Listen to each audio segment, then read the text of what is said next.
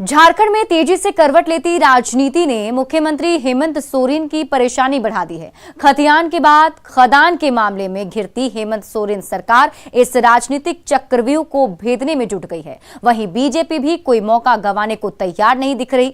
झारखंड के सियासी मैदान में क्या चल रहा है, देखिए इस रिपोर्ट में। हेमंत सोरेन सरकार को कोई खतरा है।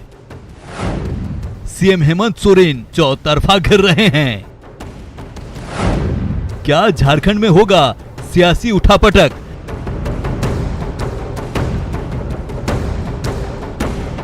इस तरह के सवालों ने प्रदेश का राजनीतिक पारा बढ़ा दिया है। बहुमत के आंकड़े के कई कदम आगे रहने वाली हेमंत सोरेन सरकार फिलहाल परेशान दिख रही है और ये परेशानी खदान से लेकर खतियान और राजभवन की भूमिका से लेकर चुनाव आयोग की सक्रियता से और बढ़ती नजर आ रही है।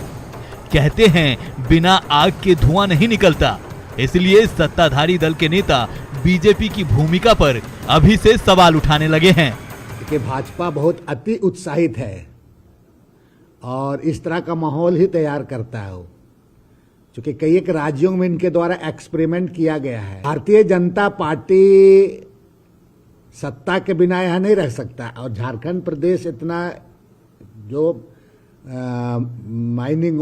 माइंस में खनन में इतना मैंने जो रिच है, तो इसको एक तरफ से समझ लीजिए कि उपनिवेश टाइप का वो लोग बनाना चाहता है।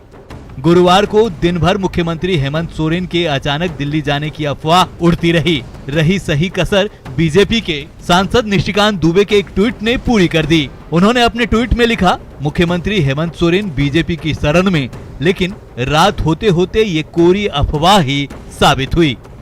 अब बीजेपी के नेता ताजा राजनीतिक घटनाक्रम से खुद को अलग रखने के लिए तर्क दे रहे हैं।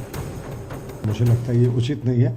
क्या हमने कहा था माननीय मुख्यमंत्री जी को कि खनन पट्टा अपने नाम कर लें? क्या हमने स्वास्थ्य मंत्री को कहा था कि स्वास्थ्य कर्मियों को दी जाने वाली राशि खुद डकारने का प्रयास करें? क्या हमने मिथिलेश ठाकुर को कहा था कि वो मंत्री रहते हुए ठेकेदार की भूमिका में भी रहे? दरअसल ये सरकार अपने कर्म कुकर्म के कारण इतने बुरे तरीके से घिर गई है कि इसे किसी दूसरे को गिराने के लिए आवश्यकता नहीं। हाल के दिनों में बीजेपी के अति उत्साह और सांसद निशिकांत दुबे के ट्वीट पर जेएमएम सवाल उठा रहा है।